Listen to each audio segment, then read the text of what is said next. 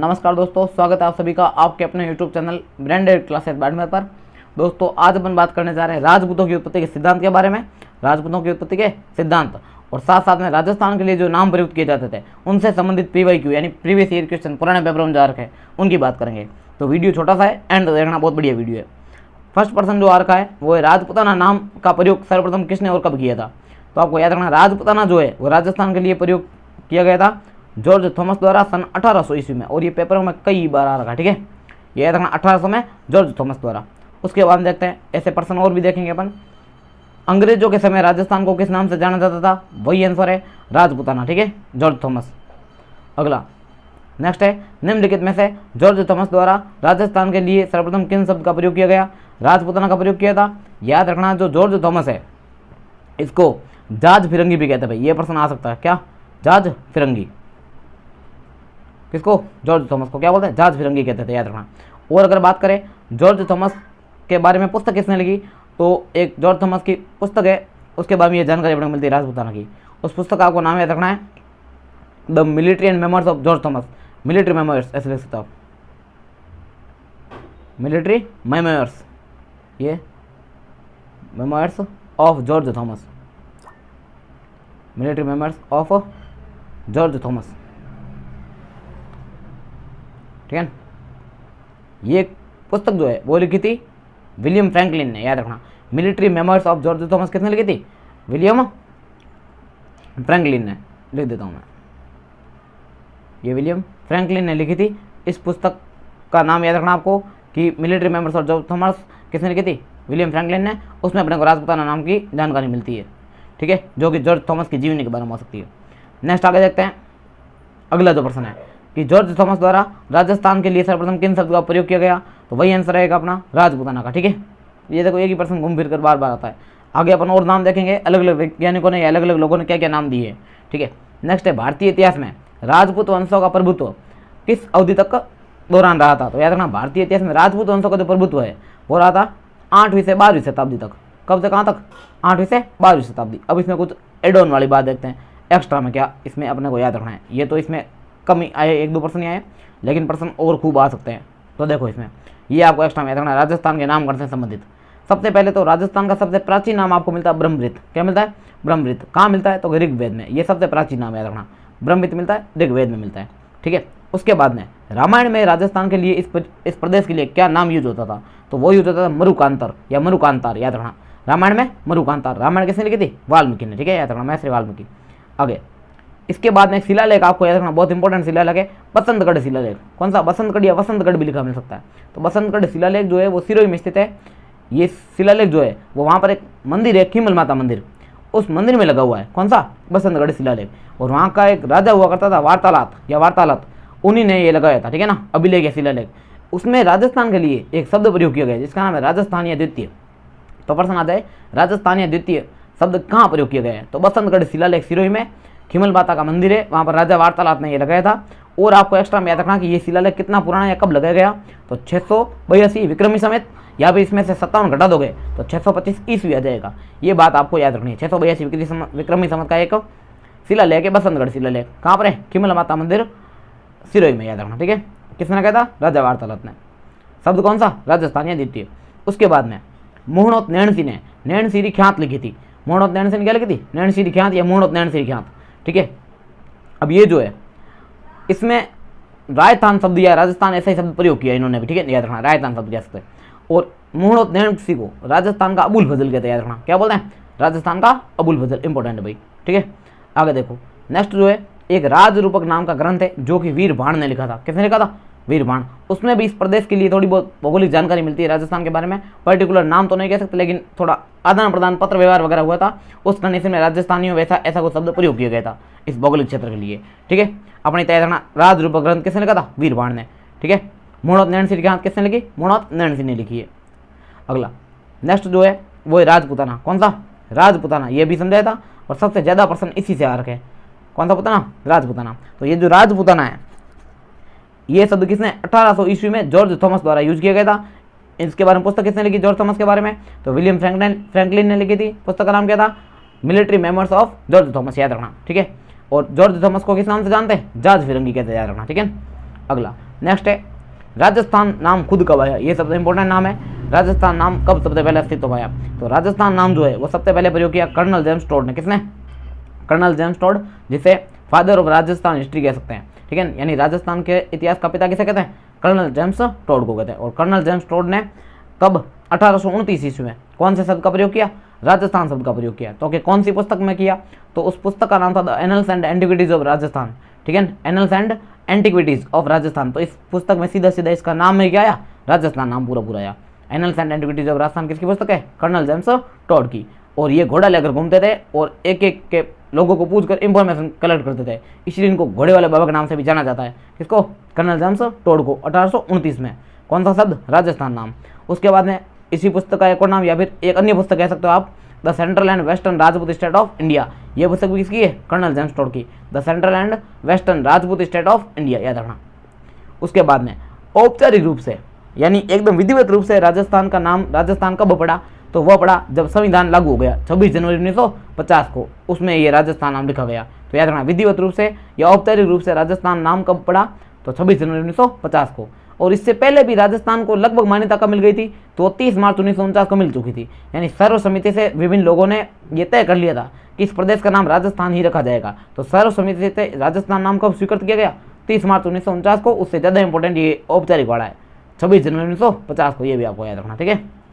तो ये था राजस्थान के नामकरण से संबंधित कुछ विशेष पॉइंट। अब अपन देखेंगे राजपूतों की उत्पत्ति के सिद्धांत से क्या प्रश्न आ रखे हैं, उसकी बात करता है, ठीक है। तो पहला जो प्रश्न आ रखा है कि राजपूतों को वैदिक आर्यों की संतान किसने बताया है? तो वैदिक आर्यों की संतान जो है वो सीवी वैद्य ने बताया। किसने बताया? सीवी वैद्य, याद रखना, ठीक है। लेकिन ये ऑप्शन में नहीं था, तो आपको ये गौरीशंकर हीराचंद ओझा याद करना देना, ठीक है। गौरीशंकर हीराचंद ओझा यानी GH ओझा, लेकिन इसमें अगर सीवी वैद्य हो तो वो ज़्यादा सही रहेगा, ठीक है, याद रखना, ठीक है। वैसे अपन दोनों देख लेते हैं।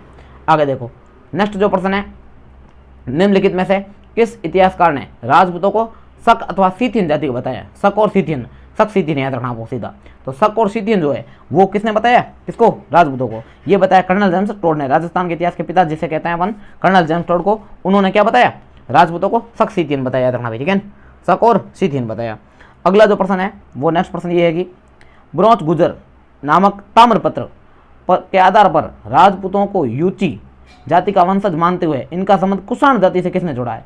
तो आपको याद रखना, यूची कुषाण, ये वर्ड अगर कहीं पे लिखा मिले, कौन सा? यूची कुषाण। तो इन शब्दों का जो प्रयोग है वो कु से कुषाण और कु से कनिंगम, ये ठीक है, अलेक्जेंडर कनिंगम ने किया था। किसने? अलेक्जेंडर कनिंगम ने। किसका प्रयोग किया? यूची कुषाण शब्द का यहाँ के राजपूतों के लिए, ठीक है। और एक अभिलेख को आधार बताया है, उस अभिलेख नहीं, ताम्रपत्र को। उस ताम्रपत्र का नाम है ब्रोंच गुजर ताम्रपत्र। कौन सा? ब्रोंच गुजर। आगे देखो, नेक्स्ट है राजपूतों को हूणों की संतान किसने बताया? तो राजपूतों को हूण जो है वो बताया है V.A. स्मिथ ने, ठीक है, याद रखना, बहुत इंपॉर्टेंट है। V.A. स्मिथ ने राजपूतों को क्या बताया? हूण बताया, हूणों की संतान। आगे नेक्स्ट प्रश्न है, पृथ्वीराज रासो के अनुसार राजपूतों की उत्पत्ति हुई है। तो पृथ्वीराज रासो एक प्रसिद्ध ग्रंथ है, इसकी जो रचना है वो चंद्रबरदाई ने की थी। किसने की थी? चंद्रबरदाई ने, ठीक है। और इसी ग्रंथ के आधार पर जो राजपूतों की उत्पत्ति है वो अग्निकुंड से बताई जाती है। किससे? अग्निकुंड से। ऐसा माना जाता है कि माउंट आबू के पास में, माउंट आबू में ऋषि वशिष्ठ ने एक यज्ञ किया था, ठीक है। उस अग्निकुंड से 4 क्षत्रियों की उत्पत्ति होती, उसमें से जो है ना ये राजपूत उत्पन्न हुए थे। और इस उत्पत्ति का सिद्धांत दिया किसने? ये चंद्रबरदाई ने अग्निकुंड की उत्पत्ति कहते हैं, इसे पृथ्वीराज रासो, ये याद रखना आपको, ठीक है। नेक्स्ट, निम्नलिखित में से किस विद्वान के अनुसार राजपूतों की उत्पत्ति अग्निकुंड से हुई? अभी समझाया, राजपूतों की उत्पत्ति अग्निकुंड से किसने बताई? चंद्रबरदाई ने बताई है। और चंद्रबरदाई का एक और नाम आपको याद रखना है, पृथ्वी भट्ट वल्लादी, ठीक है। अगली बार ये नाम भी लिखा मिल सकता है, क्या? पृथ्वी भट्ट वल्लादी, पृथ्वी भट्ट लिखा मिल सकता है, ठीक है। तो पृथ्वी भट्ट भी किसका नाम है? चंद्रबरदाई का नाम है। अगली बार याद है अग्निकुंड का सिद्धांत किसने दिया? पृथ्वी भट्ट वल्लादी हो, ये ऑप्शन ही नहीं हो तो फिर आप सोचोगे ये कहाँ से आया, तो याद रखना आपको, ठीक है, कवि चंद्रबरदाई, ठीक है। पृथ्वीराज रासो ग्रंथ था, ठीक है। आगे देखो, नेक्स्ट है कौन सा रासो? ये आ गया पृथ्वीराज रासो, ठीक है। कौन सा रासो राजपूतों की उत्पत्ति के अग्निकुंड के सिद्धांत से संबंधित रखता है? तो आपको याद रखना, पृथ्वीराज रासो। किसने लिखा? चंद्रबरदाई ने या फिर पृथ्वी भट्ट वल्लादी ने। अगला देखो, नेक्स्ट प्रश्न है, निम्नलिखित में से किस राजवंश ने अपना उद्गम मिथकीय अग्निकुंड से नहीं जोड़ा है? यानी ऐसा कौन सा राजवंश है जो कहता है कि हमारी उत्पत्ति अग्निकुंड से नहीं हुई है? तो आपको बता दूं, अग्निकुंड से ऋषि वशिष्ठ ने या विश्वामित्र ने, ऋषि वशिष्ठ एवं विश्वामित्र ने, ठीक है, 4 योद्धाओं की उत्पत्ति की थी। कितने? 4 योद्धा उत्पन्न हुए थे उससे। 4 योद्धा बोल सकते हो या 4 क्षत्रिय कह सकते हो। ठीक है, 4 क्षत्रियों के नाम अगर देखा जाए तो पहले है प्रतिहार, ठीक है, बाद में परमार, ठीक है, बाद में चालुक्य। प्रतिहार, परमार, चालुक्य और चौहान, ये आपको याद रखना। ठीक है, 4 योद्धाओं की उत्पत्ति हुई थी किससे? अग्निकुंड से। प्रतिहार, परमार, चालुक्य और चौहान। अब देख लो इसमें से कौन सा नहीं है, तो प्रतिहार नहीं है इसमें। ठीक है, चालुक्य, चालुक्य को अपन बोलते हैं सोलंकी, परमार इसमें है और चौहान भी इसमें है। तो याद रखना सोलंकी को और क्या कह सकते हैं? चालुक्य। ठीक है, कहीं पे चालुक्य लिखा मिलेगा, कहीं पे सोलंकी लिखा मिलेगा। और चौहान को कहते हैं चाहमान, ये भी कहीं पे लिखा मिल सकता है। चौहान को क्या कह सकते हैं? चाहमान। तो इसमें चंदेल जो है ये अपने अग्निकुंड से उत्पत्ति को नहीं जोड़ते हैं, ये इसका राइट आंसर होगा। ठीक है, बाकी प्रतिहार, परमार, चालुक्य और चौहान ये चारों है, तो अपने चंदेल इसका राइट आंसर होगा। हेडमास्टर 2011 मार्क है। नेक्स्ट जो प्रश्न है वो ये है कि निम्नलिखित में से कौन से वंश की उत्पत्ति अग्निकुंड से नहीं हुई है? ये देखो फिर से प्रश्न आया, इसमें देखो इसमें चालुक्य लिखा है, तो परमार की हुई है, चालुक्य की हुई है और चौहान की भी हुई है। तो ये 3 तो सही है, लेकिन ये गलत है, इसकी उत्पत्ति नहीं हुई। कौन सा? सिसोदिया राजवंश, ये आपको याद रखना। ठीक है, अब अपन रिपीट करते हैं और बढ़िया तरीके से देखते हैं। रिपीट का मतलब ये है इसमें अपने लिखा हुआ हस्तलिखित उसमें देखते हैं, बढ़िया काफ़ी। ठीक है, वो आप याद कर लो, आपके इसके पीछे डाल है। हाँ ये रहा। ठीक है, तो देखो राजपूत की उत्पत्ति के बारे में एक पॉइंट टू पॉइंट लिखा हुआ है, आपको इसको ढंग से पढ़ना है। सबसे पहले भारतीय या देश की उत्पत्ति किसने बताई, यानी अपने भारत देश की उत्पत्ति कौन कौन बताता है? तो सबसे पहले तो आपको अभी समझाया कौन सा वंशीय? अग्निवंशीय सिद्धांत या अग्निकुंड से उत्पत्ति का सिद्धांत किसने दिया? तो ये सिद्धांत तो है वो चंद्रवर्धई ने या पृथ्वीभट्ट वल्लभी ने, कौन सी बुक में या कौन सी रासों में? पृथ्वीराज रासों में दिया था। ठीक है, और इसके अनुसार क्या कहा जाता है? तो माउंट आबू या आबू पर्वत पर ऋषि वशिष्ठ ने अग्निकुंड से ना 4 क्षत्रियों की उत्पत्ति की थी। ठीक है, ये आपको याद रखना। ऋषि वशिष्ठ, आबू पर्वत, चंद्रवर्धई, पृथ्वीराज रासो। इनका समर्थन कौन कौन करता है? तो इस सिद्धांत का समर्थन करता है नैणसी यानी मुहूर्त नैणसी और सूर्यमल मिश्रण, या कहीं पे मिश्रण भी लिखा मिल सकता है। तो सूर्यमल मिश्रण और नैणसी इसके समर्थक है, किसके? अग्निवंशीय सिद्धांत के। अब इसमें देखो ये इसमें साफ साफ लिखा पॉइंट टू पॉइंट, अग्निकुंड जो सिद्धांत है ये वशिष्ठ और विश्वामित्र ने वहां पर यज्ञ किया था, कहां पर? आबू पर्वत पर। तो इसके अनुसार 4 क्षत्रियों की उत्पत्ति हुई, प्रतिहार, परमार, चालुक्य और चौहान। चालुक्य को सोलंकी भी कह सकते हैं और चौहान को क्या कह सकते हैं? चाहमान। इतना आपको याद रखना है, ये था अग्निकुंड का सिद्धांत। उसके बाद में प्राचीन क्षत्रियों की संतान किसने बताया? तो प्राचीन क्षत्रियों की संतान यानी यहीं पर जो प्राचीन क्षत्रिय थे उन्हीं की संतान बताया जी.एच. ओझा यानी गौरीशंकर हीराचंद ओझा ने बताया, और बताया सी.वी. वैद्य ने। तो प्राचीन क्षत्रियों की संतान किसने बताया? गौरीशंकर हीराचंद ओझा और सी.वी. वैद्य ने। आगे देखो नेक्स्ट है सूर्यवंशी और चंद्रवंशी मत किसने दिया, यानी इनको चंद्रवंशी और सूर्यवंशी किसने कहा है? तो वो भी गौरीशंकर हीराचंद ओझा ने कहा, याद रखना। ठीक है, गौरीशंकर हीराचंद ओझा ने प्राचीन क्षत्रियों की संतान बताया। प्राचीन क्षत्रियों की संतान में 2 भाग है, एक तो है कोई मानता है कि सूर्यवंशी और चंद्रवंशी है, तो सूर्यवंशी और चंद्रवंशी कौन मानता है? तो सर गौरीशंकर हीराचंद ओझा और डॉक्टर दशरथ शर्मा। लेकिन इनको वैदिक आर्यों की संतान और विशुद्ध वैदिकालीन या विशुद्ध भारतीय आर्य कौन मानता है? तो मानता है सी.वी. वैद्य, याद रखना। ठीक है, तो वैदिक आर्यों की संतान सी.वी. वैद्य ने माना है मेन तो, लेकिन अभी एक आपको प्रश्न बताया था उसमें जी.एच. ओझा आंसर था, तो अपने ये भी मान सकते हैं। ठीक है, तो ये इस प्रकार से आपको याद रखना कि प्राचीन क्षत्रियों की संतान जो है वो 2 सिद्धांत है इसमें, एक तो सूर्यवंशी चंद्रवंशी, वो तो मेन कौन मानते हैं? सूर्यवंशी चंद्रवंशी मानते हैं जी.एच. ओझा और साथ में डॉक्टर दशरथ शर्मा। जबकि वैदिक आर्यों की संतान और विशुद्ध वैदिककालीन या भारतीय आर्य वो कौन मानते हैं? सी.वी. वैद्य। और वैदिक आर्य की संतान ऑप्शन में जी.एच. ओझा हो तो वो भी माना जा सकता है, लेकिन पहली प्रायोरिटी आपको सी.वी. वैद्य को रखनी है। ठीक है, अगला नेक्स्ट है ब्राह्मण वंशीय मत, यानी इनको ब्राह्मण वंशीय कौन कौन मानता है? तो डॉक्टर भंडारकर जो है वो अपने याद रखना ब्राह्मण वंशीय मानते हैं। इनको क्या मानते हैं? ब्राह्मण वंशीय। कौन मानते हैं? डॉक्टर भंडारकर और गोपीनाथ शर्मा, याद रखना। तो गोपीनाथ शर्मा और डॉक्टर भंडारकर इनको क्या मानते हैं? ब्राह्मण वंशीय। अगला सामाजिक आर्थिक प्रक्रिया की उपज कौन मानता है? कुछ लोग ऐसा मानते हैं जैसे ब्रजदुलाल चट्टोपाध्याय। कौन? ब्रजदुलाल चट्टोपाध्याय क्या कहते हैं कि ये सामाजिक आर्थिक प्रक्रिया की उपज है। कौन? राजपूत। आगे देखो नेक्स्ट है मिश्रित अवधारणा। एक अवधारणा मिश्रित है जो कि दी थी देवी प्रसाद चट्टोपाध्याय ने। किसने? देवी प्रसाद चट्टोपाध्याय। तो मिश्रित अवधारणा के अनुसार, यानी ये सब मिश्रित है, कोई फिक्स नहीं कह सकते। तो मिश्रित अवधारणा के जनक कौन है? देवी प्रसाद चट्टोपाध्याय। और सामाजिक आर्थिक प्रक्रिया की उपज कौन कहते हैं? ब्रजदुलाल चट्टोपाध्याय। ठीक है, नेक्स्ट है प्राचीन आदिम जातियों गौड़, ठीक है, खोखर, भर आदि के वंशज कौन मानता है? तो गौड़, खोखर और भर के आदि के वंशज जो है वो स्मिथ मानते हैं। कौन मानते हैं? स्मिथ। किसको? राजपूतों को। ठीक है, आगे देखो नेक्स्ट जो है वो अपन ये वापस इसमें एक और पॉइंट ऐड करना था, नोट लिखा हो। ठीक है, ये ध्यान रखना है। तो ये नोट अभी समझा सकता आपको कि भारतीय इतिहास में राजपूत वंशों का जो प्रभुत्व है वो 8वीं से 12वीं शताब्दी के मध्य रहा है, ठीक है। लेकिन आपको याद रखना स्मिथ के अनुसार, किसके अनुसार, स्मिथ के अनुसार 7वीं से लेकर 12वीं शताब्दी का जो समय है, 7वीं से 12वीं के अंत तक का समय, उसको राजपूत युग कहते हैं। तो प्रश्न आ जाए राजपूत युग कौन से समय को स्मिथ ने कहा था, तो 7वीं से लेकर 12वीं के अंत तक का समय याद रखना, ठीक है। तो ये थोड़ा सा पोर्शन बाकी रहेगा, ये भी साथ में देख लेते हैं कि विदेशियों से उत्पत्ति किस किसने बताई है, ठीक है। तो सबसे पहला जो है शक सीथियन, ये आपको याद रखना है, शक सीथियन। ये आपको पूछे तो कर्नल जेम्स टोड याद रखना, ये प्रश्न बहुत बार आ रखा है, इंपॉर्टेंट है। शक सीथियन वर्ड अगर साथ में मिले तो आपको क्या लिखना, कर्नल जेम्स टोड और विलियम क्रुक, ठीक है। तो कर्नल जेम्स टोड बहुत ज़्यादा इंपॉर्टेंट रहेगा शक सीथियन के लिए। उसके बाद में नेक्स्ट जो है वो शक, यूची और गुर्जर हूण। इसमें हूण वर्ड जो है बहुत ज़्यादा इंपॉर्टेंट है। हूण कुषाण अगर लिखा कहीं पे मिले या हूण लिखा मिले तो आपको क्या लिखना भाई, वी.ए. स्मिथ। हूण लिखा मिले तो आपको क्या लिखना, वी.ए. स्मिथ, ये बहुत इंपॉर्टेंट है। साथ में अगर ये चारों एक साथ हो तो भी आपको वी.ए. स्मिथ लिखना है, यानी शक, यूची, गुर्जर और हूण ये एक साथ अगर कहीं पे लिखा मिले तो राजपूतों को ये सब किसने माना है, वी.ए. स्मिथ ने, ठीक है। शक सीथियन पूछे तो कर्नल जेम्स टोड, हूण पूछे तो क्या लिखना है, वी.ए. स्मिथ।